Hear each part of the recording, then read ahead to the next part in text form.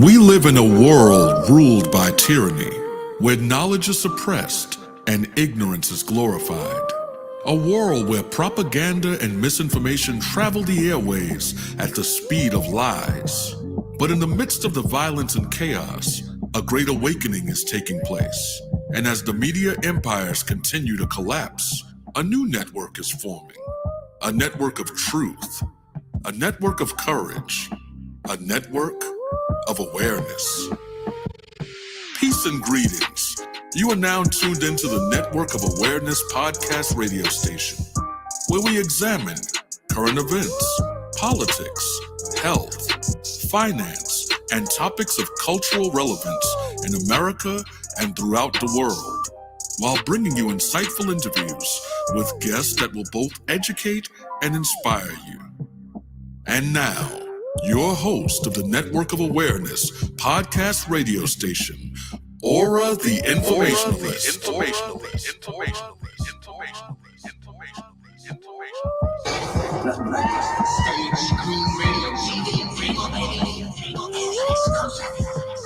Please just tell me what's happening to me in plain English without the mumbo jumbo. My aura is a network full of awareness and gifts like ORRA, the Informationalist.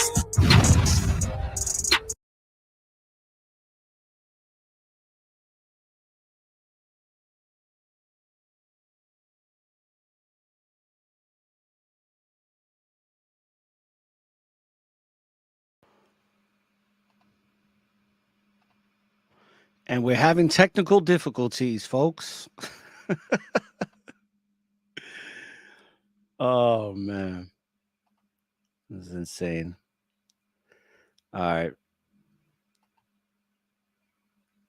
All right, people. Let's all right. So I'm gonna get this started here because Lynn, I'm gonna tell you something.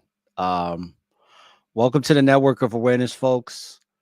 My patience is very much getting tested this morning with my guest, Dr. Lynn Carey, who many of you are not. She's not a stranger to the show, and this is episode 96 of season 5. Now, if you're listening, the intro completely just got disrupted, and I don't know why. But what we will do is we will play some music and see if it will actually play for us. Just so we... Okay, great. So many of you that are not a stranger, that know that Dr. Lynn is not a stranger to the show, she came on to the show before, and we decided that we were going to discuss, instead of talking about her book and all her great work that she does, that we was going to talk about narcissism, and we was going to talk about the pandemic and things that have transpired. And I don't know if we're in post-pandemic. Some people think we are, but I think we're still in mid-pandemic. And we're just going to discuss a lot of the things that are going on in the United Shenanigans of America when it comes to narcissism. So today's show is episode 96 of season 5. It's Narcalyptic. And because we've had some difficulties, I can tell you that it's going to be a great show. So now that we got the music back on, and since, it's kind of weird, I just wanted to test that out again, Lynn, because that's never happened before where the music it completely shut off. So I'm going to definitely have to do a system test sometime later today. And it's interesting that this is happening because I have 2 other shows that I have to do right after this. So hopefully things will work out. But besides all of that, how's everything with you? Welcome to the show. Hey, Aura, thanks for having me back. I'm excited to be here. Everything's great. Just doing my day-to-day and in the midst of the circus that we're living in, and still seeing people that are completely clueless, and it's very surreal sometimes. Yeah, absolutely. So let's talk about that, because it's narcoleptic, or a word that I came up with based on a word that I heard from a brother of mine, Kakam. He has this show where he calls it Transanity. So it's, you know, it's all about the synthetic people and the madness that's going on with that. So I was like, you know what, narc sanity, which I'm gonna be doing a series on. But this is a narcissism series episode installment, Narcalyptic, and I was the reason I came up with Narcalyptic because it's a play on the word of apocalyptic. And narcoleptic is like it's somewhat apocalyptic with the level of narcissism that's going around in the world today, especially here in the United Shenanigans of America. And the good thing for you and I is that we don't live in Los Angeles, because if we did, we'd probably be able to talk about it every single day. Wow. Yeah. I can't imagine living in California right now, especially LA. Have you ever been to LA? I have just once, San Diego once, and I've been to San Francisco a few times. It was beautiful, but I didn't feel a vibe there for myself. It didn't feel like I needed to be there, you know? That's how I felt in San Diego. Very nice vibe, cool people. I even went to this bar where they do cover songs on a piano, and people like drop the cover song inside of the shot glass, and then the two people singing grab it and look at it and they start singing it. Thought it was pretty cool, but a lot of people tell me, oh, you would fit in very well in California. And then I thought I would, but when I was there, I was like, nah, I don't think so. Yeah. You know, because even though I'm a confident guy and stuff, the level of confidence in California is very narcissistic type of confidence, which is It's the superficial, right? yeah, it's kind of grandiose. Yeah. It's and of course there's some nice people out in California, but the whole entire vibe. What was the vibe that you got from Los Angeles when you was over there? Because I've never been to Los Angeles. I've been to San Diego. I mean, I think San Diego was prettier than Los Angeles. It wasn't as grand as I thought it was. I don't know. It just was. It didn't really leave much of an impression on me, but I just remember thinking, oh, it's cool that I'm here, but I wouldn't want to stay here. That's right. It just didn't match my vibe. I'm definitely probably more East Coast. Now, have you dealt with narcissism in Florida? And tell me your definition of narcissism. Like, what is your? I'm glad you asked. Why don't we Yeah. look it up? Because I'm going to give you the actual definition. Because Okay. if I give you my definition, we'll be here for about a week.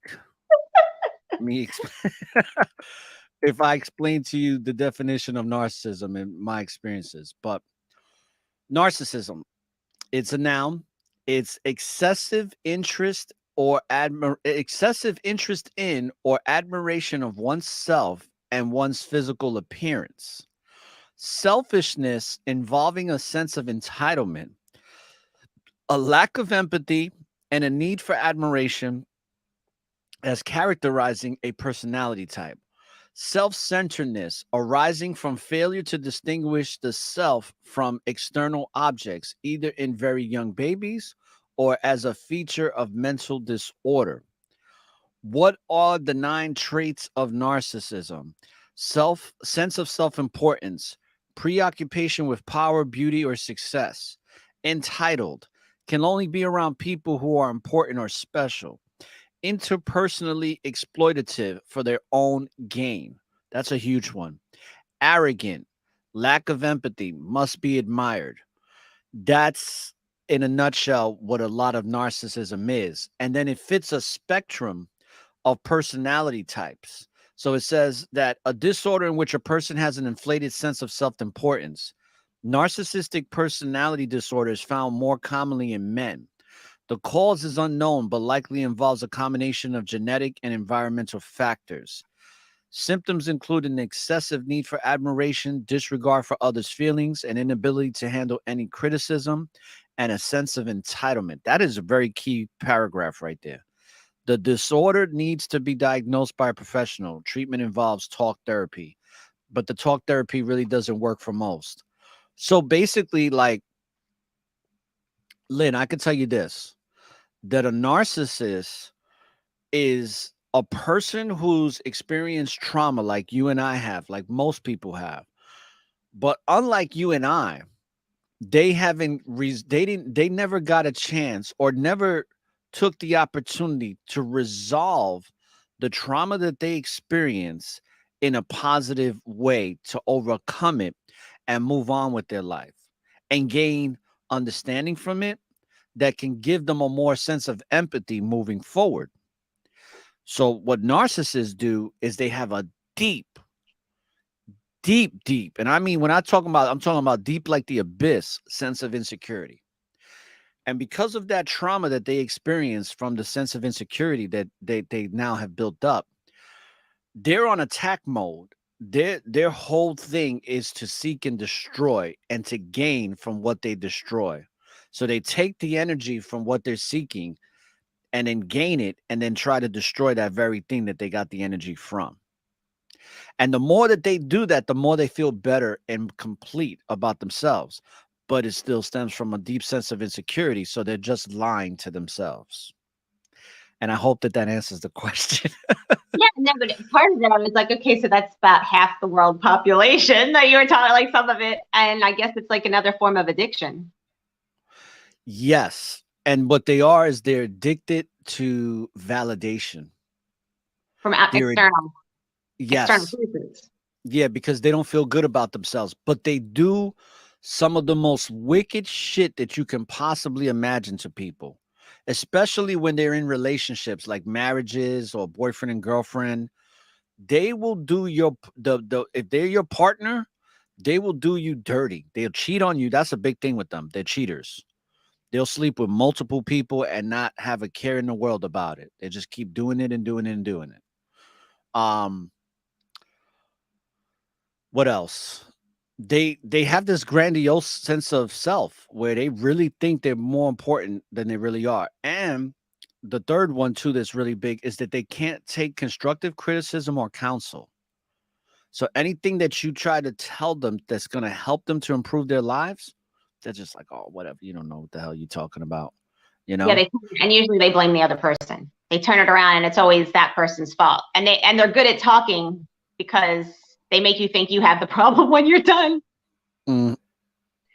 That is called gaslighting. Yeah. So yeah, have you experienced any of that type of behavior here in Florida? A little bit, yeah.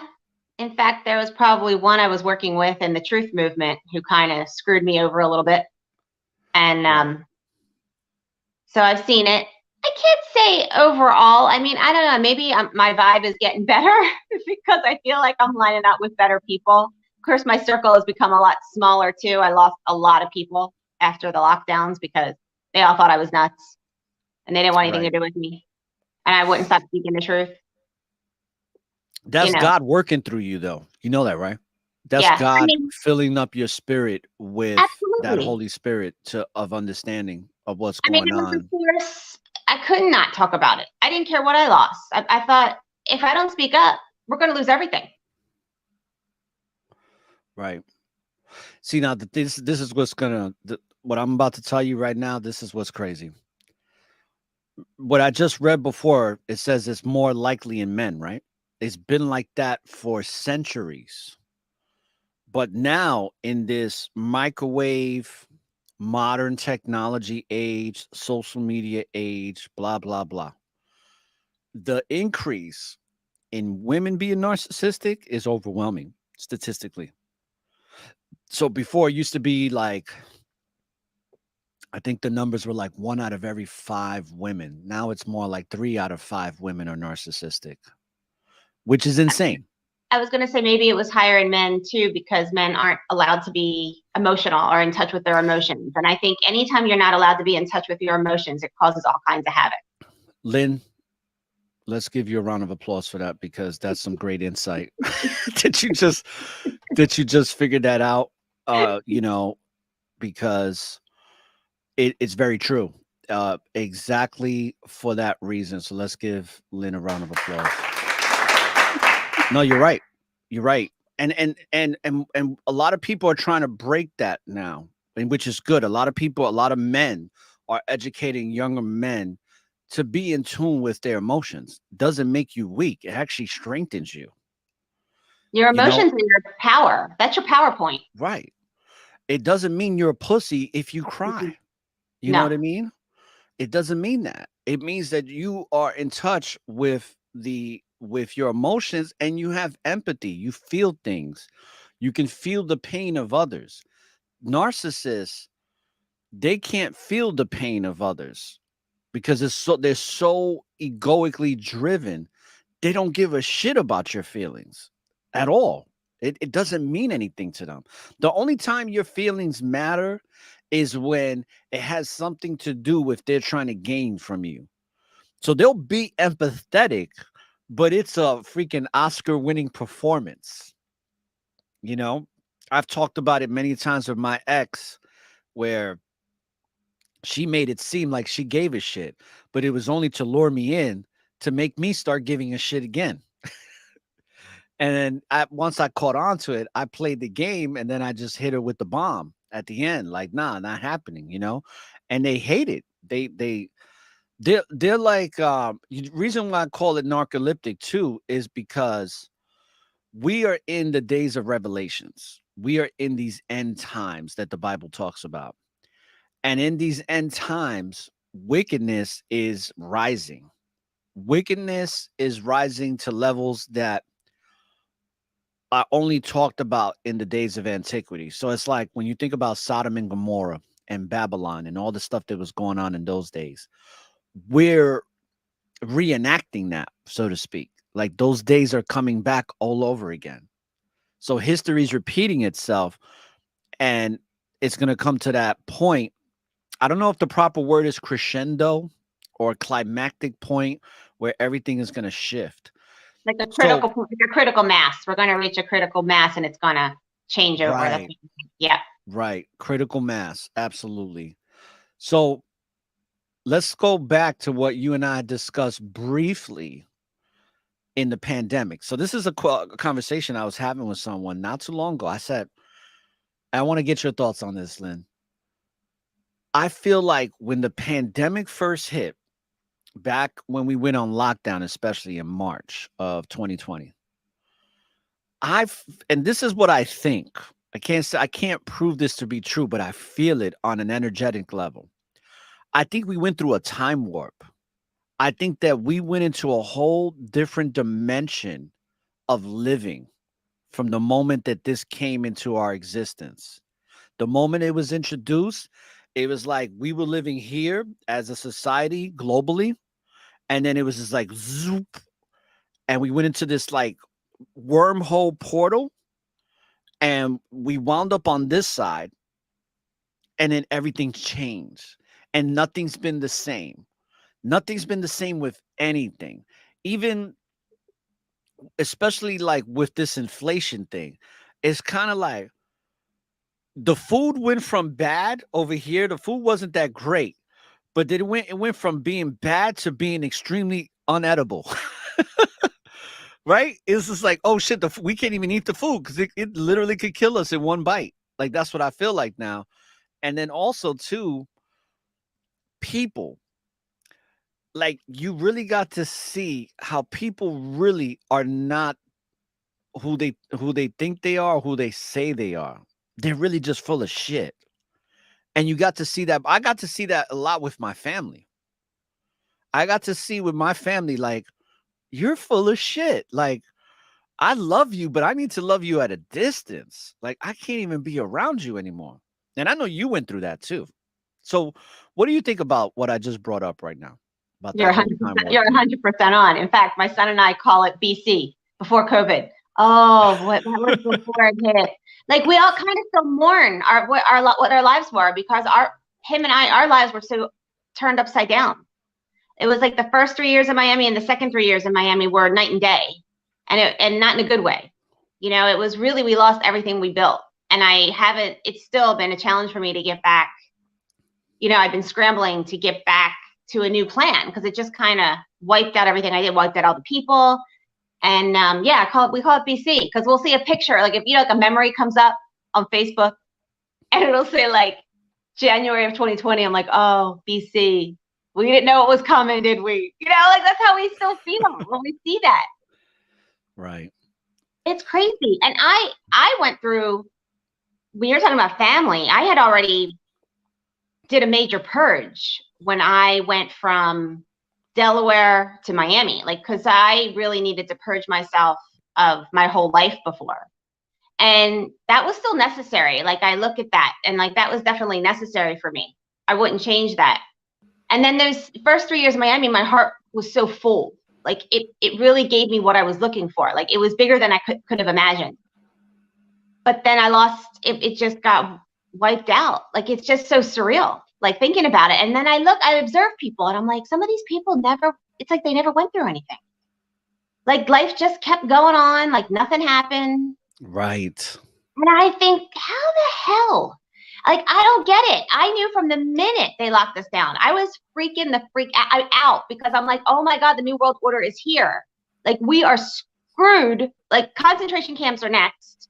And I can't believe everybody is okay with this. That's how I felt. Like, the first 6 weeks, I was really like crying. Like, what did I bring my son into this world? I can't believe this is happening. I'm like, this is Nazism all over again. And then when I realized, I believe that there was a good plan in place. I felt like Trump was trying to do the right thing because I thought even he was bad. I thought they're all part of it. I felt better. I found some truthers online, people who were fighting for freedom. I had to find my freedom fighters online because everybody I was around were communists. I call them the commies. So they're all happy with their little socialistic, communistic, losing their freedom. They can have it. And it makes you wonder, right, Lynn? Do we even need concentration camps with the way people are? I It's know. like, what's the purpose of even having a concentration camp when they're just conforming? Yeah, they're just conforming. So it's like the powers that shouldn't be can save themselves a lot of money because the concentration camp mindset is already here.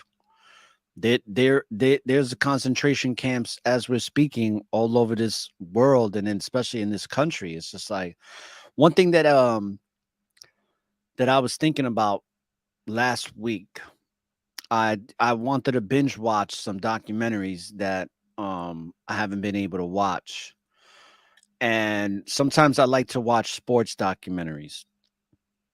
So I'm watching all these different sports documentaries on ESPN on the 30 for 30, which I love. I love the whole 30 for 30 breakdowns.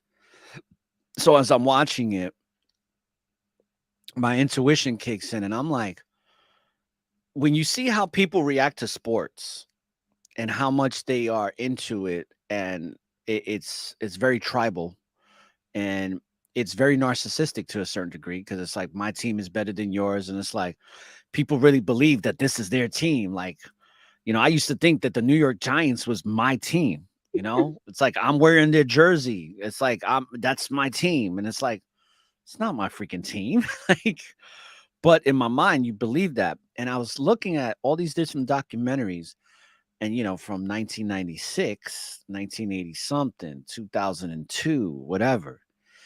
And I'm like thinking about what you just said, and I'm like, post pandemic or BC or post BC or after BC, what would be a good word? AC? After AC, COVID? After COVID. So post AC, I'm like, you kind of looking at people, because I was kind of doing like a timeline, and I'm like, I'm starting to see people kind of like automatons. Like they're like literally brainwashed robots. You made mention to it that nothing's changed with them. It's just like another day, to where when the pandemic came, people were just like looking at their watches and like, when's this going to be over? Are we there yet? So I could just go back to living my meaningless lifestyle that's Exactly. filled with a lot of just egoic temporary sensations that make me feel good about myself, that really serves no purpose. I'm just here taking up space, trying to get one sensation from the next, one addiction to the next, to basically feel good about myself, with no real empathy or care for what's happening in the world, or how the world is being destroyed. As long as I get to have fun, that's all that matters. Bread and circus. They just That's need bread right. and circus. So the bread and circus is why I call it's narcoleptic. It's narcoleptic because you have a steady rise of narcissism within people, which is a steady rise of that wicked behavior. And people, I've had people tell me, oh, I'm not, what is he saying? I'm wicked because I like to live my life to the fullest. And it's like, yes, because people are so self-absorbed. And I was just having this conversation with a brother yesterday on the Council on Christ Relations. It's like, Christ even talked about it. It's like, if you're not serving God, if you don't have God on your mind, if you don't have that Holy Spirit filling you up, then what are you filling yourself up with? And it's Satan. It's the way of the world. It's that self-fulfilling desire that whatever I think feels good, whatever I think is right with me. Speaking of that, what do you think about this push for pedophilia? And the push for pedophilia through transgenderism, where these kids now people are getting locked up, parents. So put it like this: you're a single mom, and you probably raised your child. You're raising your son better than most people in the world, honestly. And I'm not, saying that to gas you up. I really mean that based on our past discussion. You're raising your child you're like in the 1 percentile of how you should raise your child. You're in the top tier. What if your son was like, Mom, I want to be a girl? He said, Mommy, I'm going to be a girl. How old is your son now? He's what, 18? He'll be 17 in June. So imagine he comes up to you tomorrow. Said, Mom, you know what? I think I want to become a girl. I'm going to go get some hormone treatments today. And I don't even need you to sign off on it. I'm just going to do it. I just wanted to let you know. Obviously, that's not going to happen. But what if it did? Just for hypothetical purposes, like that alone, and your son being 17 or going to be 17, that's a little different than him being 7 years old. But it's still bad. So what do you think about the whole push for puberty blockers? And this stems back to it's narcoleptic. This is apocalyptic narcoleptic. Your child knows better than you. That's what this government is saying. Your child knows what's best. It's like it's like the first time in history ever. Like we don't want them to drink. We don't want them they have to do what they're told in school. They have to be told, they're told to do everything, be every which way. And now all of a sudden now they can decide if they're a boy or a girl. It's just weird.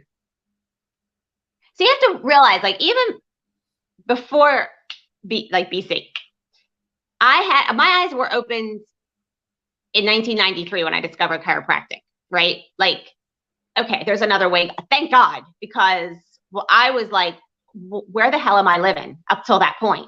Up till I was 19 years old, I'm like, this is effed up, what we call life. I hate it. I don't want to be here. And I don't mean to sound depressing, but I just thought, I don't vibe here. Like, what we call life, this sucks. Like, how are people, they like to go to school? This is horrible. They like to work all day? This is horrible. And they still don't have enough? What am I watching? So I came in wired like that anyway. So when I found chiropractic, it showed me all the medical corruption besides what was done to me. So I had to sit on the sidelines as a chiropractor and watch people already choose things that they're doing to their health because they're told by their medical world that I knew were killing them. But I just it was their choice. I could tell them, but they didn't want to hear it. So I had to sit back and accept that if they ask, I have to tell, I had to almost like be respectful of someone's journey. Then it got to the place where I saw this transgender stuff and I was like, oh my God, now we really are losing it. I'm like, these kids are so brain dead from being in school. They don't even know what else to get involved in. Now they're questioning their gender. I didn't understand the whole big agenda at this point. Like, I was piecing this together and I thought, School's numbing them out so bad that they're looking for purpose in their lives. So now they want to find their purpose or tribe with these transgenders and all the alphabet letters, right? That's what I thought it was. And I thought if they really knew who they were, God's source within, that they could have anything they want. They could, we're here to create our own reality, live in joy, live in bliss. But that's not what society tells us. They put us in a prison box. So their way out is looking for purpose. And they find their tribe with this transgender movement, which is heinous. And then they want to mutilate themselves. Okay, so I always look at it from a natural, like, what is your body trying to do? Natural state. So even when I make a decision, I'm like, do I want medical intervention? No. Like, what is my body trying to do? Can you imagine what hormones, like hormone blockers and all that? I mean, I don't even like when women are doing fertility treatments. I think that's heinous too. I'm like, I want to say, do you really think you're supposed to be a mother that bad? Maybe you're not getting pregnant for a reason. Maybe you need to clean up your act first before you need to bring a child into the world, but that's a whole nother topic. So I don't like that either. So I always look at natural. If it's not happening naturally, you're missing a message. You know what I'm saying? Okay, maybe you identify, maybe your last life was a girl and now you're a boy. Well, maybe you chose to come in as a boy, if you believe that. Make it work. Like, if you were tapped into your bigger picture, you don't care what your damn genitalia are. Like, you're not, like, I never had thoughts of me being a woman, like, in the sense of that it defined me. I am who I am. I'm a person. You know, I don't even, like, I hear the women who are like, oh, I'm a single mom, it's so hard. No, it's not. I hate that. Like, that's victimhood to me. So this whole transgender, it's so sick what's happening right now. And I still see, I'm connected to the Miami Beach, there's this private Facebook group, The Hub, which I never go in there anymore because it was already toxic. Because it's a liberal mess. And even before I realized they were liberal, like, it's just toxic people. Well, I already see them bashing our state rep, calling him out like this feminist woman, like she's a Democrat, like dark, calling out like he voted against women, kids being able to choose to change that. And I'm like, I can't believe this. Like, I can't believe what we've lived in the last 3 years, and people are still harping on the gay rights, the transgenderism. I'm like, they gotta be sick in the head. And you know what? The freaking homosexual, I have met so many hypocrites. I walked in their pride parade in South Beach. You know, I'm about equal rights for everybody. If that's how you choose to live as a homosexual, go ahead. Everybody should be treated like people. But all of a sudden now, when we locked down, they were for the lockdowns. I'm like, oh, okay, so you want your rights when you want them, but now you're voting for, our whole humanity is losing freedom. And the people, the puppeteers who are telling you that they're for you, they don't care about you. They don't care about the kids. They don't care about the homosexual people. They don't care about their rights. They're using them as ploys. They're stupid. They're using them as tools to divide our society. Because really, I think society all wants the same thing. We all want equal rights, freedom, and living a good life. But they're using these agendas strategically to divide us, to look like we are prejudiced, like we're racist, we're all this stuff. It's so insane. So this transgenderism, to me, is next level crazy. And to think that kids can make that choice to be who they want to be and change themselves permanently, biologically, before 18 is sick. It's narcoleptic. What they're doing, you see, a lot of the alphabet gang, if not pretty much all of them, most of them, I shouldn't say all of them, most of them are rooted in narcissism, because that whole thing where I want you to call me they or them, that's narcissism. It's like, you have to accept me the way I want you to accept me, but whatever you think doesn't matter. So there's that lack of empathy, because they're looking at you like whatever you believe to be true to you as a heterosexual man or woman, it means shit to me. You're wrong. You're an asshole. You're this. And they're very aggressive about it too. So that goes back to when you were saying about them changing themselves biologically. In actuality, they're not changing shit. what they're doing is that they're giving the illusion of change.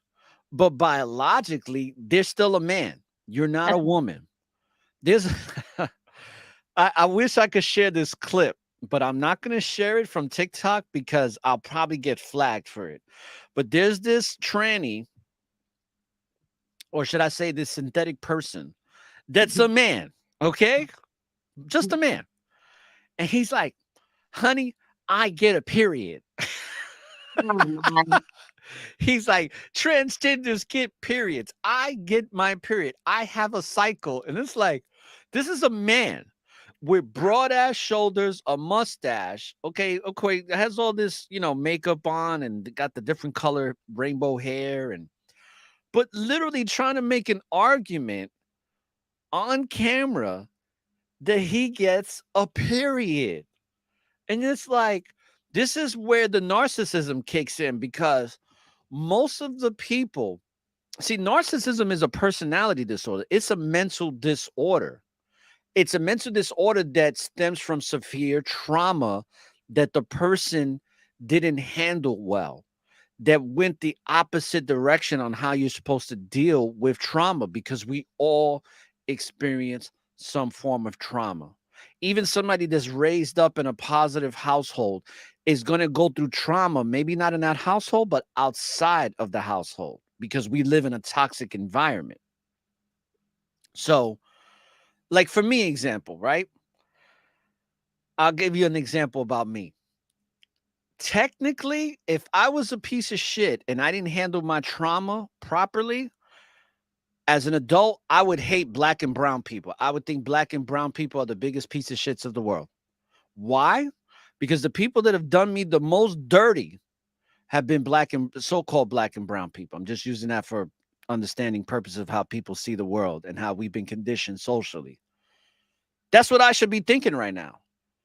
And I should be thinking that white people are the best thing since sliced bread, because white people have treated me a lot nicer and much better than any black or brown person in my 45 years. So technically I should be racist against my own people, but I'm not. I don't hate my own people because I have an understanding that that's just the environment that I was exposed to. And it goes really deeper too on a spiritual level. But that's what the thing with narcissism is, that somebody that doesn't handle the trauma that they experienced at a young age will hold on to that and be hateful and spiteful, and then look for the validation in that hate and spitefulness and not see anything wrong with it. Think that they're perfectly fine. They don't see anything wrong with what they're doing. And they'll go to great lengths, like what in that movie Revolver, where it says the ego will fight to the very death to defend itself. And that's how narcissists are. Their egos are going to fight you to the death. And that's literal, to the death. They will fight. That's just like how these transgenders are. Yeah. They are ready to go to war. Yep. And I'm like, well, be careful what you ask for, because when heterosexual people are fed up, especially when you tell a heterosexual man in the South that you're coming after his kids, oh, best believe you're going to get some holes in you. Yep. It's inevitable. So I know that that's eventually going to happen, that the civil unrest with all of this demonic behavior this is being spread around, especially with this. I was just talking about it yesterday with brother about the Obama administration set the stage for a lot of shit that's happening right now. Yep. And we talked about they used a so-called melanated man, a blackface, to lure people in and get them all emotional. Like, oh, it's like, oh, we got the first black president. Oh, this is historical. And it was like he was one of the most gayest presidents ever. Yeah. A lot of presidents are gay. A lot of people don't want to believe that, but a lot of them are bisexual. One of the only ones that would be there. I hate to say it. That's why they're in there. They're all part of an elite pedophilia ring. That's right. One of the only ones that I can honestly say that wasn't on some gay shit was Nixon. He didn't like that shit. He didn't want to go to Bohemian Grove or anything like that. He hated it. And of course he got impeached or whatever. I was going to say, well, we'll see what happened to him. And then we know they got rid of Kennedy too, because they didn't like that he was going to expose it. Yeah, he was Kennedy was going to do so many different things, especially with the economy. They was just going to transform this country. Same Yep, thing that Gaddafi was going to do that's for right. They were going to South do Africa. gold-backed currency. If they did gold-backed currency, you get rid of the central banks, and that destroys their power. Exactly. And that's why they took him out. That's one of the main reasons they took him out. But this thing with the alphabet gang is getting so out of hand. But to see this administration, what I was going to say about the administration is, have you just noticed that what has been 3 years now, Lynn, Mhm. that Yep. Biden has been in office? No, he's Look been at in how much, 2 years. really? Yeah, because It's the only been pandemic. 2 years? It feels Yeah, like three. this is the third year. So Okay. it's in April. So Look at how much damage that his administration has been able to create, like to cause in such a short period of time. well, all right. Well, let's go back. Trump.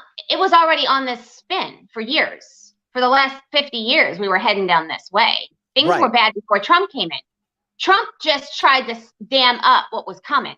Like it was like an avalanche was flowing at us. But Trump started to push it in another direction. He only had 4 years, and then they were trying to scam him with the Russia hoax and all this stuff. So he had a million things to clean up. So Biden just picked up where Obama left off. So that's why it went so fast. Everything was in line. They've been trying to do this for years, but it's reaching a critical mass of, of the point of no return. I can't believe we're still hanging on, like that the economy hasn't busted. Like I remember what happened in 2008, and now I'm aware. I didn't understand why that happened, and I got caught in that with real estate investment. Yeah. Yeah. I remember you saying that. So now I can't believe it's still. I can't believe we're still hanging on. Like I still can't believe everybody's living normal, like nothing's going on, and I can't believe this something hasn't popped yet. That's what's blowing my mind. Well, really, Lynn, is that search for the sensations. It's like it's in the addiction. We live in an addiction culture now where it's like on a subconscious level, people know that things are messed up. But because it's such a narcoleptic world, it's becoming very narcoleptic. People are just like, I just want to feel good. I just want to feel good. I want to get my orgasmic feeling as much as I can before I go. That's where people are at right now. They want to get that sensation of euphoria artificially, wherever Yeah, they can get it. right.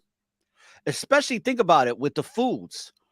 Most of the foods that are out there is putting us on an energetic level that's at a low vibration. So we're going to be seeking low vibration energy wherever we go, because that's what we're attracting. Yeah. And that's where it's becoming very narcoleptic, because it's like most people are not putting in the going through the process of self-evaluation like you have. They're just not going to do that. They're like, that's too much work. There's like, why do I want to go down the path of most resistance when the path of least resistance, which is the left, is so much easier? But see, I have a hard time understanding that, because for me, it was so much harder to live in that world. And I understand exactly where you're coming from, but for most people, it's quite the opposite. I know. And I try to understand that. My brain has a hard time understanding that viewpoint. But obviously it explains what I see and my frustration. So I had to learn to live and let live. But that's the whole point. After BC or AC, I wasn't allowed to be left alone and live my life anymore and make my choices because of these crazy sheeple. Like everybody's conforming, and I'm like, now I'm losing my freedom. That's what made me step back into and kind of be in more of a warrior mode and speaking up. It's in such a passionate way, because before, I was reading David Icke because I was trying to understand the economy. I just wanted to understand. I was just working on my energy, of money flow. I wanted to understand if I had to make investments. I never felt comfortable just giving my money to a broker. I wanted to understand why the cycles, busts and booms, and that's why I was studying. That's why I read The Creature from Jekyll Island about the Federal Reserve and the corruption. Like, it led me to understand gold and silver, cryptocurrency, all this kind of stuff. But I got to David Icke, like, and he explains the pedophilia ring and the other things they're hiding from us, otherworldly and all this. And I'm like, okay, that's possible. But why do I need to focus on that if I can't change it? I don't want to focus on negative. I just want to focus on how I can better my life so I can make better choices for my money, my health, my son. You know what I mean? But when they took away my rights, when they locked in the pandemic, then I knew, I'm like, it's time to start, I don't know, speaking up again. Like, I kind of went through a speaking up before, and I felt this is kind of pointless. Most people don't want to hear what I have to say, which shocked me back in the 90s. Shocked me. I had to really, it took me a while to make peace with it. So when this happened again, it was like I was reliving. I'm like, oh, here we go again. But now I'm being threatened. That's how I, see it. Well, one thing about you is that you were able to look into the mirror, and also to look into the mirror honestly. That's what most people don't want to do. When they look into a mirror, their mind goes to their imagination on what they want, what they think they want to see, and they'll create that image in the mirror while they're looking in the mirror, where the ones that are honest with themselves see exactly what they're looking at and deal with that, with the person in the mirror. Something you also said about you didn't feel comfortable here. You're like, this place sucks. That's how I felt as a kid. And then as a teenager, I felt it a little bit more. But when I got into my 20s, I was like, this shit is whack, especially when it came to racism. When it came to racism, as a kid, I didn't understand that shit for nothing. It made no sense to me. I said, people are getting worked up like this over skin complexion when we all got hearts and minds, Right. and we all have to breathe the same air. We all bleed. You know what I mean? I'm like, we're all having a human experience. So what the hell does skin complexion matter? And that's when you start to see the insanity of it all from a spiritual perspective, because you're like, all of this is bullshit, and it's all being accelerated, and people gravitate to it. People actually believe that they are colors in a crayon box. Right. And not truly seeing everybody for what they really are, which is a human experience, really a spiritual experience, but in human form, being embodied here temporarily. They're not seeing the spirit. And part of it is not even really their fault, because we're not being educated on that. We're being educated to look at each other as separate from each other. Well, they're educating the kids to look at their skin color and their gender. Yeah. I mean, this is what we've come to. Right.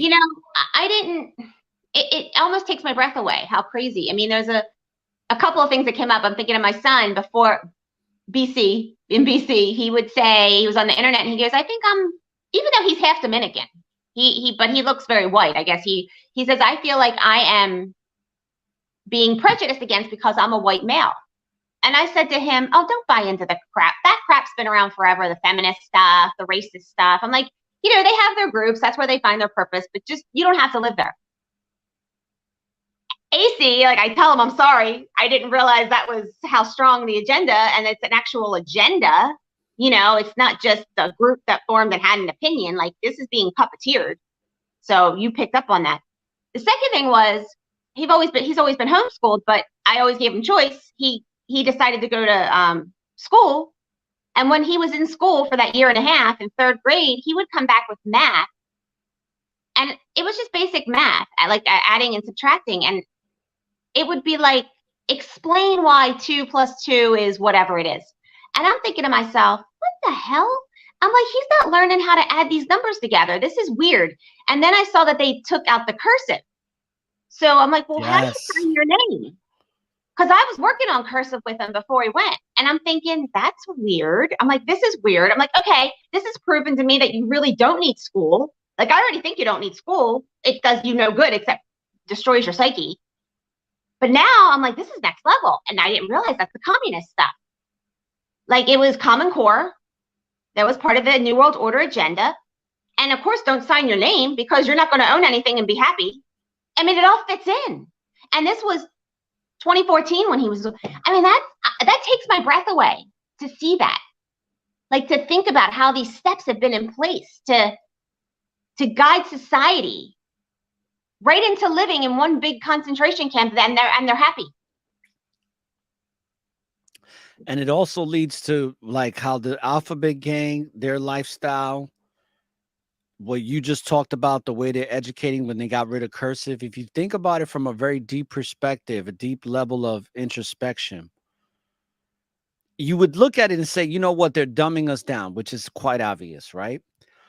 But I look at it like this serves for depopulation, because the more dumbed down you are, the more useless you are as a That's right. human being.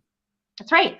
So it's like the way they look at us as cattle, but we're actually becoming dumber than animals, because Yeah. animals to me are a lot smarter than human beings because they follow the natural order of life Right. through God. So animals are, my dog is my dog is a lot smarter than most people I've met. My dog is very intuitive. Yep. He understands. Like I have conversations with my dog. He's not talking back to me, but I could say anything to this dog, He knows. anything, and he understands it. 100%. I believe And then that. I don't have to teach it to him. I'm like, you know what? Go drink your water. You're thirsty. He goes, drinks his water, you know? Or sometimes when he's looking at me, I'm like, hey, why are you looking at me like that? You know? Or sometimes when I'm eating, I'm like, can you stop looking at me? And then he'll turn his head and he'll be like, That's all right, amazing. I really want some of that food, but I'm going to respect your space and I'm going to look over here. He does it. That's I amazing. didn't train him to do this. I just been telling him since he was 5 weeks old what to do and what not to do, and doing it in, like, if I was teaching a child, a human child, and just in conversation, and he just understands it. It's quite amazing. That is amazing. Sometimes. No, and I believe that, because I think animals are very intuitive. And if you want to get your vibe back on, just go hang out with some animals, you know? Right. Like, even like yesterday, there was this lady walking and he stops because he's looking at me like this lady's going to pet me. So I'm going to wait here. And I kept trying to pull him, but he's so strong. He's like 92 pounds and he's Oh, wow. all muscle. So I'm like, I'm trying to pull him and I'm like, he's just looking at me like counting down. And then the lady's like, oh, and she's just coming by him and starts petting him. And then he just like comes up to her and moves his body and like gives her places to where to scratch. Right. And then she starts scratching him there. And he's just looking at me like, this is why I stayed here. And I looked at the lady. I said, he knew you was going to pet him. He just knew it. Wow. From a distance. And then she started laughing. And then she walks away. And then he just starts walking again in the direction we're supposed to go in. And I was So like, smart. yeah.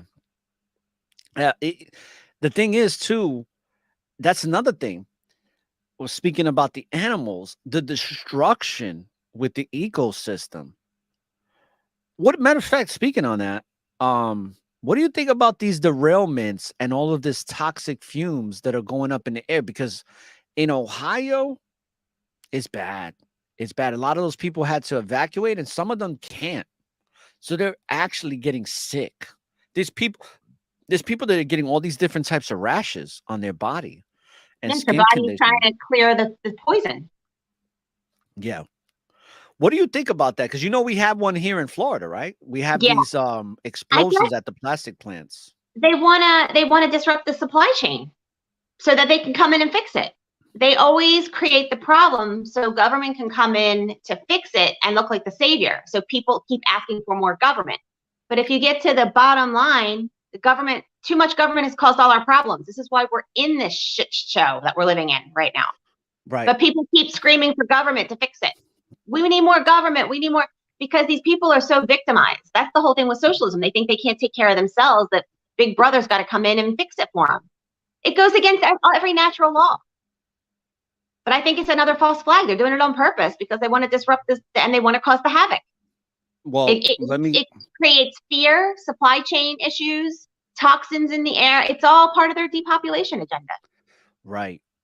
Let me put you on to something that you may or may not know. You know how we had the pandemic, right? So for them to do a second pandemic, it's going to be kind of hard, considering that most people have made it very clear. Even the people that are dumbed down are like, I'm not going to conform to this again because I don't like it, and I'm just not going to do it again. Especially business owners, right? They're like, I'm not locking down. You're going to have to lock me up, or I'm going to fight for this. So the reason why they're filling up the air, you've seen the movie Hunger Games. I haven't seen it. I couldn't watch No? something like that. It would upset me. Okay, gotcha. Have you ever seen In Time? I know of it. I mean, I know what we're living is basically what's in the Hunger Games. Because have you ever seen that Justin Timberlake movie where they got the time on their arms and they run out of time? Okay. So the reason I bring up those two movies, and in regards to the chemical leaks and the toxic fumes that are going in the air, because what they're planning around the globe is these initiatives for a green environment. So what they're going to start doing, you've heard about the smart cities, right?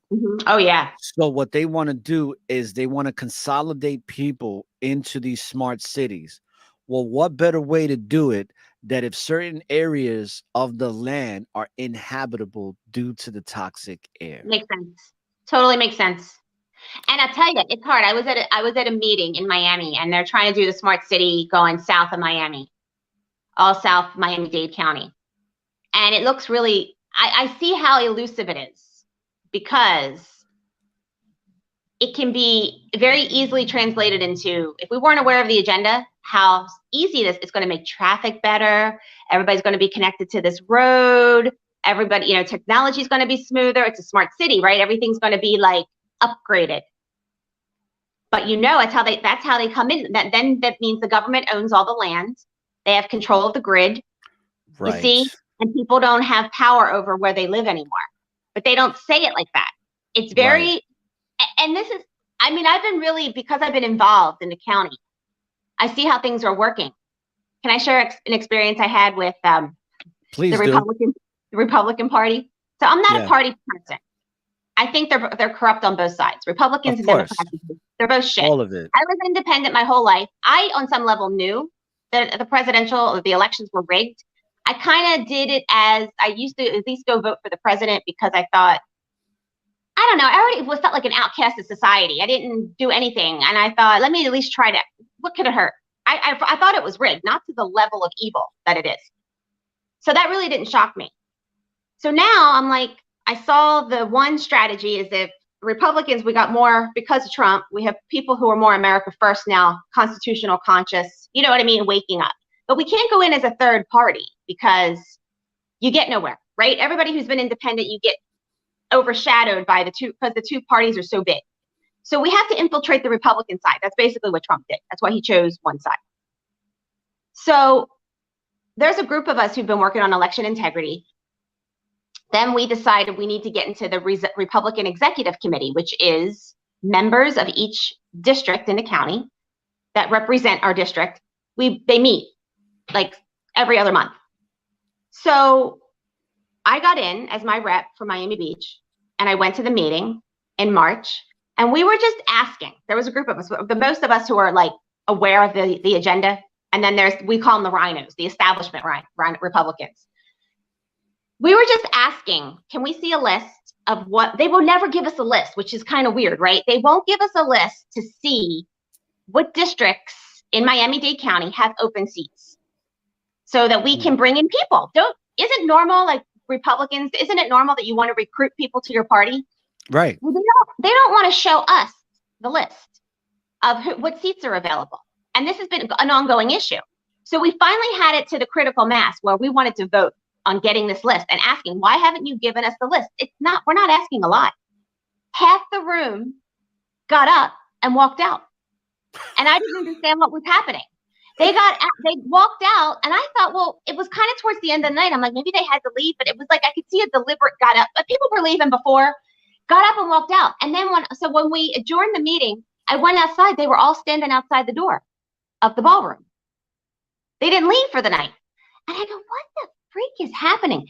Because they're the establishment. They don't want us to have the list because they want to control who goes into their little REC group, because they want to control everything. Like, it's about control. So I was like, wow. And you know, it's funny. One of the guys who runs it, who walked out, I considered a friend. I mean, I thought you got to watch the people who've been in politics too long, because something's off. They've been in there too long. They don't really see the agenda for what it is. So, and I heard he got vaccinated, which I find that's weird. But I saw him get up and walk out, and I'm like, wow, like I trusted him. Like, I mean, I kind of knew what his background, but I thought he was doing the right thing. And I saw him get up and walk out, and it took my breath away, because I thought, this is how the evil works. They're nice to your, well, I guess this is the narcissism, right? They're nice to your face. That's what I was just going to say. They think they're doing the right thing, or you think they're doing the right thing. Like, that's the people who are brainwashed still. They think government's trying to help them. They can't see the evil right in front of their face, because it's feeding them. It's keeping their lights on. It's keeping, you know what I mean? Like, their world's still good. They don't want to disrupt their world. And it really, when you're up close to experience something, and it's so subtle, like that's a subtle thing, but you have to understand that compounds over time, over years, in multiple places in our society. This is how they've destroyed us, and are destroying us. And I'm like, wow, I was this close. This is how I really got to see it up close and personal. And it's just unbelievable. Right. Well, those rhinos, when you said they want the control, that's the narcissism. It's a collective. That's why this show is called Narcalyptic, because narcissism is coming to narcoleptic proportions, where it's intensifying. That group walkout and them standing outside the door, as insane as it is, that's the way the world operates. People want to be in control. And the reason why they did that is because if you and your counterparts get that list and you see the available slots, what are y'all going to do? You're going to start recruiting people that think like you. Right. That's just the natural way it's going to be. So they're like, fuck, I don't want another Lynn Carey up in here. It's bad enough we got her in here. Well, do I want another 2 or 3 of her in here? No. So what am I going to do? And this is the thing that I forgot to mention to you. Doesn't matter what age. You could be in your 30s. You could be in your 40s, 50s, 60s, 70s, 80s. Narcissistic people act like children. Yeah, I've seen it. They go into temper tantrums like children that are in the supermarket, that when they can't get their favorite cereal or toy, they go on the floor and they're like, ah! That's exactly how they act. What they did that day where they walked out and stand out the door, that is childlike behavior. Yep. That's exactly what they did. It was like a group narcissistic action that they all synchronistically took a part of, and probably didn't even really plan it, but it just instinctively of how they are, because they want to maintain control. So they acted like children in an adult environment. And I've seen it so many times where you see grown adults act like little 3-year-olds. And the crazy part is that they're calling us what they call us, the people who are causing trouble. Like at the school board, the moms who were speaking up for their kids, they call us terrorists, you know, and the book ban. They're saying, oh, we're banning books. We're banning the pornography in the books. They don't even know what they're talking about. The don't say gay. I had to see a sign. So they had the whole Pride week this week in South Beach. And I had to see a sign that said, don't say DeSantis on the LED truck. Because they think he's saying don't say gay. It says nothing about that. And I'm like, you know what I mean? Like, and I'm like, yes, I can't believe this. Yeah. 3 years into this shit show that we're living in, these psychos are still believing what the media tells them, and they're still believing the script. Lynn, you know, you use the word psycho. Most narcissists have some tendencies of psychopathic or sociopathic behavior. Sometimes they intertwine with each other. So I'm witnessing all that. Okay, now you're connecting a lot of dots for me with the because most narcissists have either sociopathic behavior or psychopathic. Those are your more malignant ones. But they the thing with narcissists too is that they will go to great lengths to get their way. And I'll just like what you were talking about, and I'm just thinking about it, like those people look at you as a threat. Just like look at how they looked at Christ. Right. Christ was a problem, and you would Yeah. be like, why is this man a problem? All he's doing is he's healing people, giving That's right. people truth and understanding, a better way of life, Exactly. in multiple ways. But they got to get rid of him, right? Mhm. So it's no different. But I remember my ex, whatever you want to call her. I don't even like to call her my ex-wife because she really wasn't my wife. But she went as far to prove to me that she wasn't cheating on me. She went as far as faking going to work at some different facility because she was a nurse. And she went as far as going to this different facility while we're on a FaceTime and acting like she was there. She parked in front of there and she said she was on her break. She put on her nursing uniform.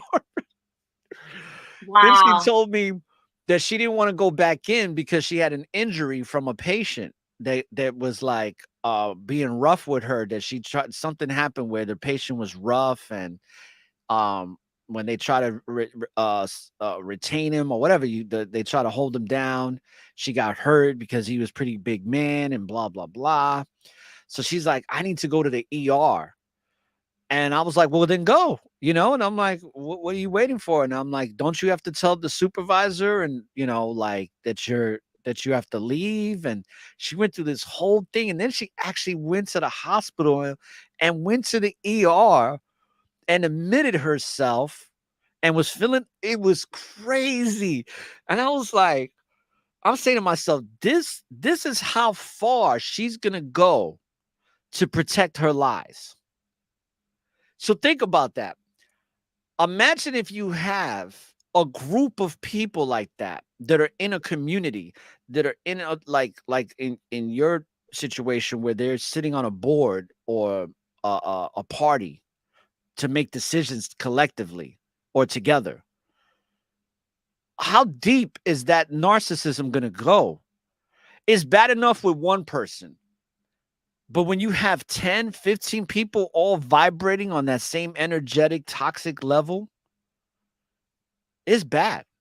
I know. And that's what the Biden administration is. It's a bunch of pedophiles and narcissists that are very demonic and evil and Satanists, and they're just wicked, all making decisions together. But they're okay with that because it's not Trump. Trump derangement syndrome. That's a whole nother thing. Like they just want to blame somebody for their problems. So it was Trump, but they're okay with this evil. And it's easy to blame him because he's the poster child for narcissism. Everything that comes out of his mouth is a lie. And the one thing about him, he's uncontrolled, or seemed to be controlled. He's controlled opposition, made to look uncontrolled, but he's very much controlled. Every time he shits on the Clintons, you know what happens? He goes and hangs out with them and popping bottles and all of that. I don't think he's part of it. I don't think so. I thought yes, so he for a is. while. You think Lynn, so? Lynn, if you follow David Icke, I know David Icke doesn't like him. I know that. David Icke says, what does David Icke say about presidents? Presidents are not elected. They are selected. I know. So he was selected. That's why I laugh when a lot of Republicans or these patriots, they'd be like, Trump is not with the system. I'm like, what? What are you talking about? I have to uncover it more, because until I see it, like, I still think something's different going on, though. But the thing is, it's not about Trump. But that's the illusion. That's the illusion. They're going to play the powers that shouldn't be. And I'm talking about the people that are sitting, the people that sit in high places that you and I don't know about. The people that are in control of the world, that their money is so damn old, it goes back 10 centuries. The 13 families that control everything. Right, I know. the 13 bloodlines. Right. So why not bring in a guy that's made to seem like a patriot and going to make everything better? Because you have to have the opposition. That's the only way you control. You have to make somebody appear to look good. But instead, somebody look evil. Still putting it as an outside force is, I guess, my point. Like, it's not about Trump. It's about getting back to, for me, because of it, I was understand if we get back to the Constitution. I mean, I don't think we should have any government. I'm anti-government, really. I'm a libertarian. Right, exactly. Like, But the Constitution's pretty cool. Like, the more I study the Constitution, if we were just following the Constitution, it'd wipe out 95% of the crap that's going on. And Well, it this is the probably thing. they don't want us to go there. But Well, because of it, I feel like I was able to, see through that party politics, because I never got involved with politics because I thought it was all a shit show and all a bunch of lies, which it is. What I found out is that the Constitution and the Declaration of Independence wasn't even written by the founding fathers that they say wrote it. Who wrote That it? was the An allusion indigenous to? tribes. The indigenous Oh, tribes wrote those. So basically what they did was the founding fathers got information on how the tribes worked together so well and how they govern themselves. So what the tribes did was gave them the system that makes of sense. how tribally everything has its order and its place with the chiefs and Yep. the so-called Indians, and how they make decisions, how they trade, how they find peace amongst all these different Right. tribes. That makes sense. They took that and put it into documentation. That's all they did. A lot of people be like, oh, our founding fathers wrote these great no, they didn't. Because at that time, too, a lot of the people that were sent here from Europe were considered savages. They were considered the unworthy, according to the European elites. Right. They just sent what they did back in those days is no different than what Fidel Castro did when he sent all the Cubans over here to Miami, to Florida. It's the same shit. Yeah, but people, replaying itself. Exactly. But you can't tell that to a patriot. It's like, Thomas Jefferson and George Washington were these great men, and Benjamin Franklin. It's like Benjamin Franklin was one of the most wickedest, evil, vile men that ever walked the face of the planet. This is a man that had bodies stuffed in the walls of his house and in the floorboards, bodies of human beings. But they want to paint them to be this great. See, the thing about Satanists and about these wicked people that I give them credit for is that they're extremely smart. Agreed. It's genius what they have orchestrated. I mean, really, it's the biggest psyop. It really takes my breath away. How well orchestrated. Isn't Satan? See, a lot of people think Satan is this horned figure. No, Satan is probably one of the most beautiful angels that the Most High ever created. Satan is beautiful, probably one of the most beautiful beings you'll ever witness in person. But that wickedness, and how many times have you seen people that are very good looking and they're the most ugliest people that you'll ever meet in your life? But they aesthetically, they look beautiful. They're very intelligent. And that's where the freedom of will comes in, because I saw that with my stepfather growing up. I'm like, here is this brilliant guy, this very smart dude, but he uses his intelligence to deceive, to take advantage of my mother and of other people. So I got to see narcissism at a very young age. The beauty in all of it was that even though I was being raised by two narcissists, something energetically within me, spiritually, was like, I don't want to be like that. I know that that's fucked up. I know that the way I'm being treated is not the way I want to be treated. And furthermore, there was a spiritual presence in my life that was always reminding me that I'm so much more than what my stepfather would want me to believe, that I wasn't capable of doing anything great, or that I was lesser than, that I wasn't really going to amount to anything because I'm so fucked up. That was the energy that was being given to me. And you know how you had that energy? Because I feel like I've had that too. You did. We talked about it. So do you not think everybody comes in this lifetime with that? I question that sometimes. Just I think that what the scriptures say, where it says many are called and few are chosen, I think that's what it is. I think that many of us, we're not chosen, or they don't choose. I think that they don't choose, because I think that if you're created in the image of God, then we're all have a calling. But if you don't embrace the essence of who you truly are, then you're not chosen. You didn't choose to embrace God. You didn't choose to be the best version of what you were meant to be. You chose the opposite. You chose the distraction, which is Satan. Right. Satan doesn't want you to know that you come from God. He wants your soul so that you think that you're not from God. And at the end of the day, he really even can't take your soul. He can distract you from selling your soul. And then you're going to have to deal with God on that. Because God's going to be like, hey, you had a choice. You Yes. could have chose me. You chose not to deal with me. Now I'm going to deal with you based on your decisions, based on your choices. Now the choice you made, I have to make a choice. Do I want you to be here with me with that type of mindset? Or do you have to go somewhere else with that shit? And you already know what the answer is. You got to go somewhere else. It's even like when you deal with a person that is a problem and you've given them multiple opportunities. You'd be like, hey, man, I'm giving you a chance to do right. Or even at a job, the person that keeps coming late to work, the person that keeps fucking up, and you keep giving them. That's why I say no more benefits for the doubt. I'm not a type of person anymore that's going to give anybody the next relationship I get into a woman. I'm not giving her no benefits of the doubts. I'm not doing that. It's either you're right or you're wrong. And if you're wrong, I want nothing to do with you. You know what I'm saying? Yep. Because that wrong, if I continue to let it to persist, it's only going to get more and more wrong.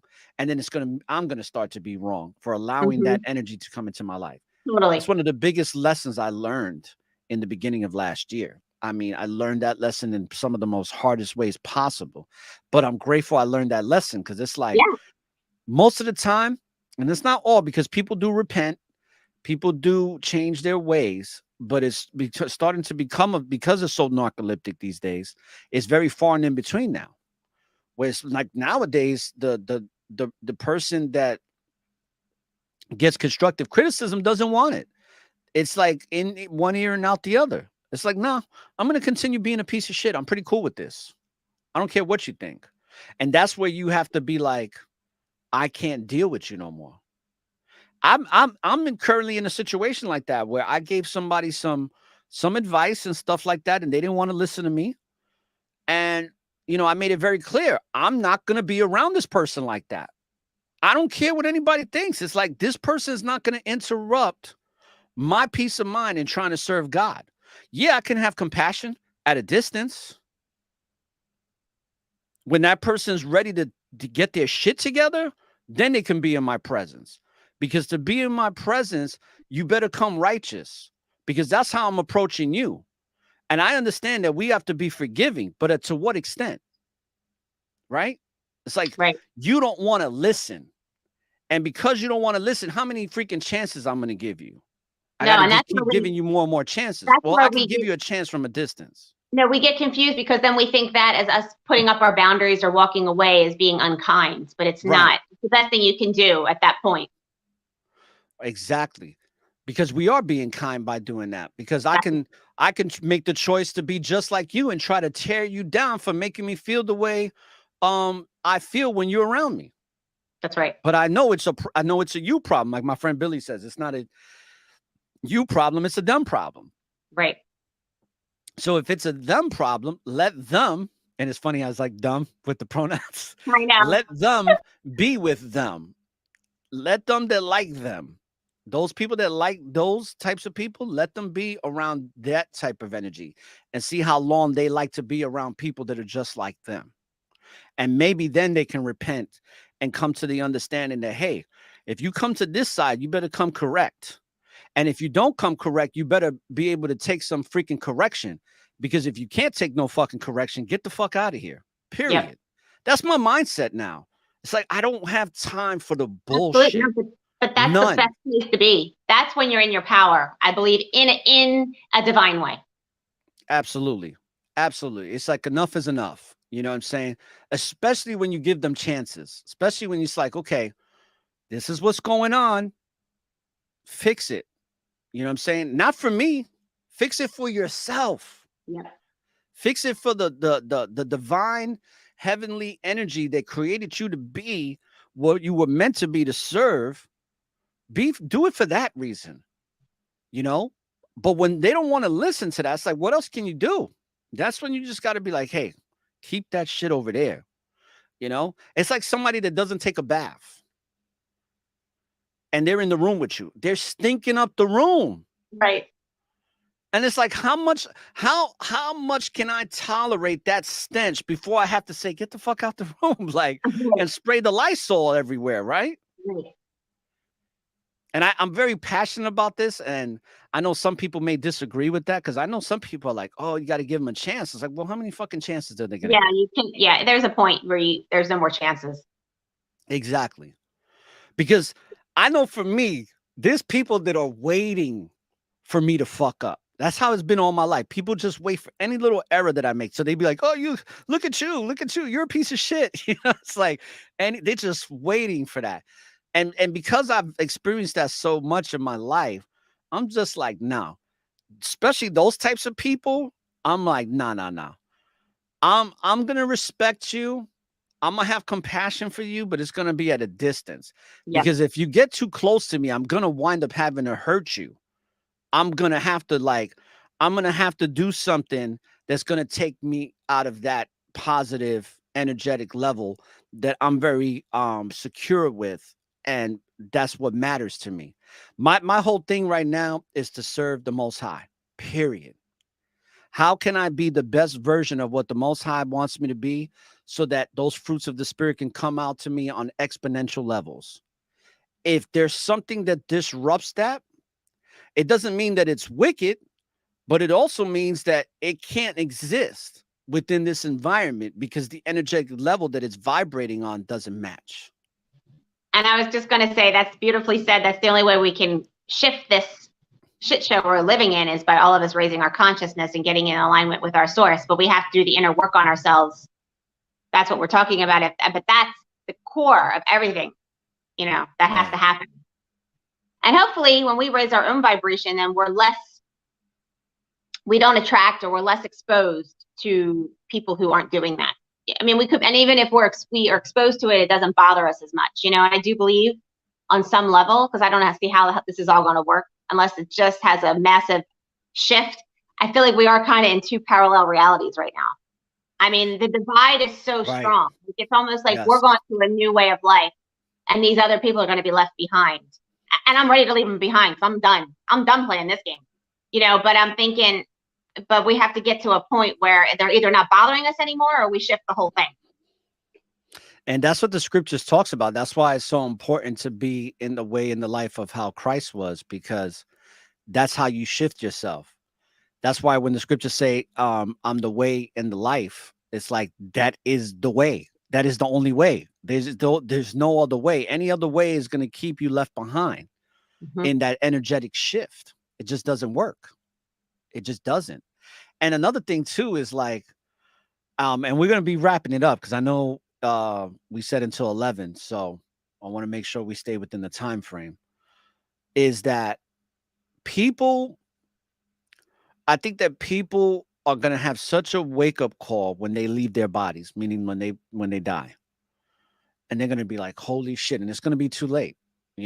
I've done shows like that early on in seasons 1 and 2 of this network, where I'm like, they're not going to understand until it's too late, and that's the whole thing with the concentration camps that you brought up earlier.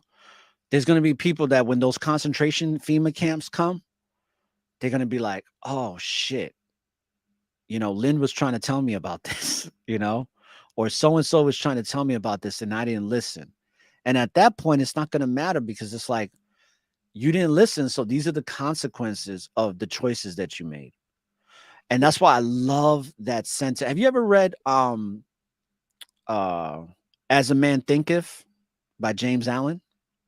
Part of it, because I took Bob Proctor, and he's big on that. Yes. You know that Bob Proctor passed away? I didn't even know that. I found that out like a month ago. Last February of 2022. Well, As a Man Thinketh, I definitely got to read that book again. But in that book, he says circumstances don't make a man; it reveals it to himself. And I think that very thing is something we all have to keep in mind. It's something I'm always thinking about, because I look at my current circumstances and I'm like, especially when it comes to my family and my living situation and everything, I'm like, I made a choice, and now I have to make other choices now, because this ain't working for me. I thought I was doing the right thing. Right. but I get it. it's I'm not always helping me. evaluating myself too. Yep. Right. But that's what's going to happen with a lot of people is that those circumstances are going to reveal themselves itself to them. And then it's going to be too late for a change because then it's just going to be stuck. It's like, all right, you're in the FEMA camp. You're going to have to get the mark of the beast or whatever it may be. And look, matter of fact, look at the people that got, the science appliance. Look at the people that got that satanic serum in their veins. Yeah. Then they're getting all these health issues if they didn't die. And it's like, you can't even be upset at this point no more. You fucked up. I know. And people told you not to do it. I read a book before BC. I read a book called The Choice, and it was a lady in her 90s wrote about her story about surviving the concentration camps. I think she was from Hungary. And she said, and what always haunted me, because this is before lockdown, so this was always in the back of my head, because I kind of wanted to know, I'm like, how the heck did Nazism happen? How did we get all those Jewish people to the camps? How did they allow, I can't comprehend how that was allowed to happen. And she said, my neighbors tried to warn my family, but we didn't believe them. And it still gives me chills every time I say it, because I'm like, oh my God, I was living it, because I was trying to tell everybody and nobody believed me. Is there anybody that's in your family or your circle of influence from the past that has come to you and be like, hey, Lynn, you was right. Yep. I'm sorry for treating you the way I did. But it wasn't that we ever were on bad terms, but my one cousin, the thing is that I was saying how he's awake to what's going on and we've been reconnected. But I was talking about that jab agenda. I've been talking about it since the 90s. And I said, I can't believe all the people, because I got out of the fight. I didn't want to live my life in a fight. I didn't want to be involved in politics when they were trying to do this. Like, there was a National Vaccine Information Center. They were always asking for money. They were fighting it because the one lady's son got had injury from the jabs. That's how it all started for her. And I was a part of it. It was Barbara Loe Fisher. And this was back in the 90s. And I was always putting the information out in my office. And I just decided I don't want to be in a fight. I just want to live my life. I experienced grace. I know we're supposed to be in a higher vibration. Being in that fight puts you in a lower vibration. I want to be an example and live my life, and if whoever I attract, right? But there was nobody like famous in that movement at the time. And I said to my cousin, I said, how about, like, I didn't know, like, we have like Bobby Kennedy has been fighting for vaccines. He's like, oh, he's been doing that for years. I'm like, not when I was in it. He's like, yep. He goes, you were ahead of all of us. He goes, and we didn't believe you. I'm like, he wasn't in it. He came later. I was saying it before. So I thought that was final validation. He goes, you've been on it before. We were not ready to hear what you had to say. You were right on all of it. And I think they all thought I was nuts when I was having my son at home, when I didn't have him vaccinated, and when I homeschooled, you know what I mean? Like, I was ahead of the time in a way, a little bit, to the way it's reached a critical mass in that respect. I mean, it really takes my breath away how it's all unfolded and unfolding and what we're living in. And yet there's beautiful parts and there's other parts that are so concerning and, like, oh my God, it's never going to change sometimes. Other times I'm like, oh, wow, look what's shifted. And I don't know. It's a lot going on. A lot going on. And you're still ahead of the game right now. So keep doing what you're doing, because that isn't it interesting how, and this is something that I learned in my 20s in marketing and business. They'll say that, like, if you try to sell a product to a family member that's beneficial to them, they won't want to listen or buy it.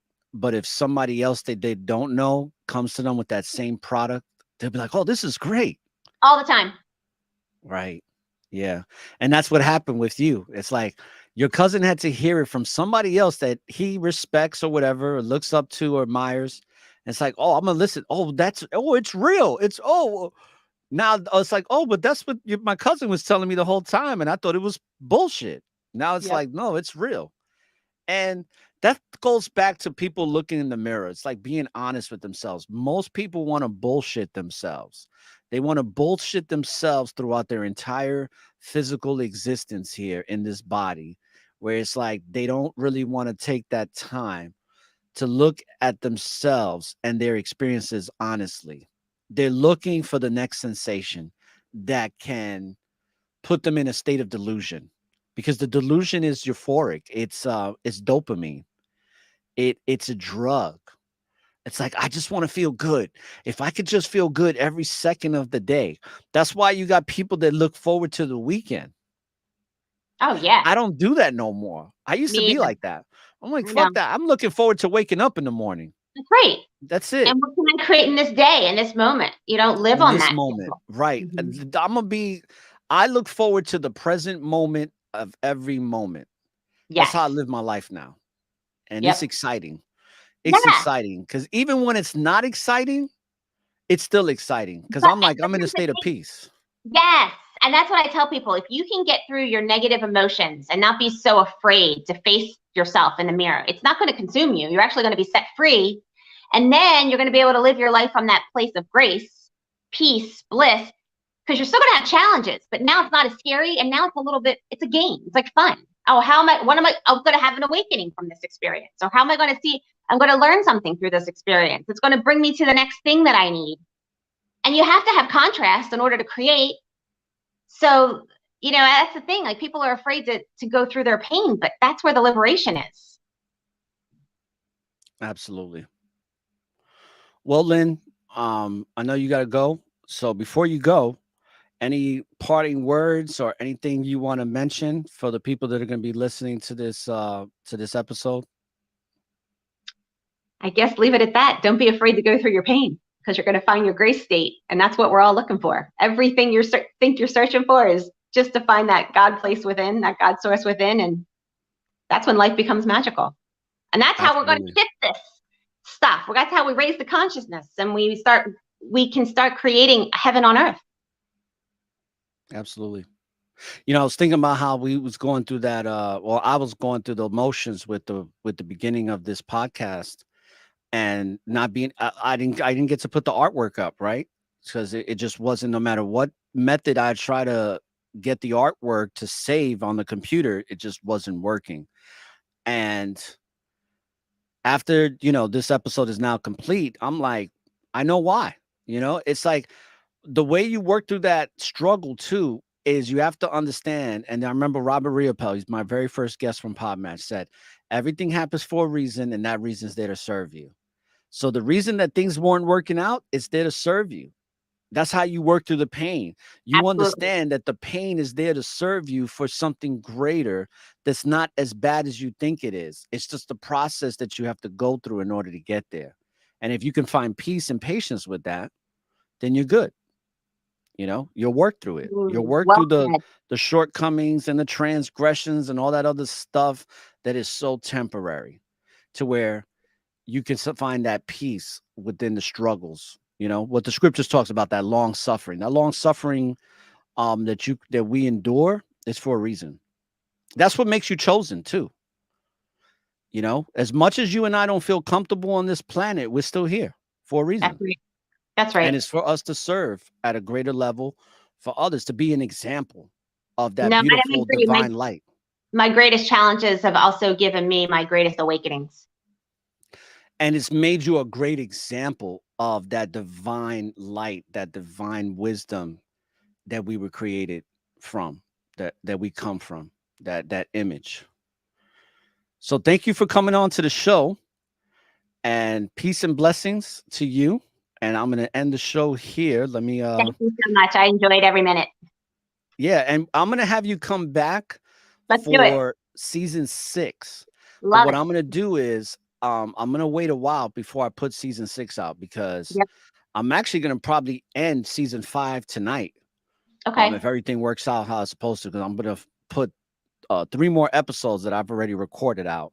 And then it'll be my 500th episode according to seasons, because I have way more than 500 episodes, but this will be my 500th episode on the network of awareness without the bonus, adding in bonus and other stuff. So once I do this finale, I think I'm going to wait at least, I don't know, I think I'm going to wait 2 to 4 weeks before I put out season 6, and I'll just do bonus episodes. So when I start season 6, I'll do a pre-record with you to have it for a season 6 episode, because I'm going to record several as many as I can, and then just put them out on a calendar to be published on, throughout the weeks.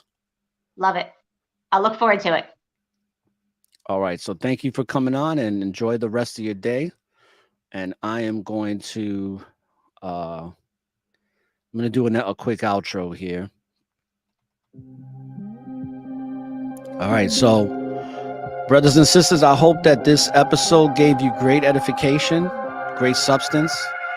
It's apocalyptic, but don't worry, because all is possible through the grace of the Most High. So with that being said, don't be overwhelmed. Just be present, because when you live in the present, there is always an opportunity for a new beginning. And don't look for the light at the end of the tunnel, because the light is and always will be within you. So light up the tunnel and find your way through the darkness. This is ORRA the Informationalist with Dr. Lynn Carey, saying peace, brothers and sisters, and shalom.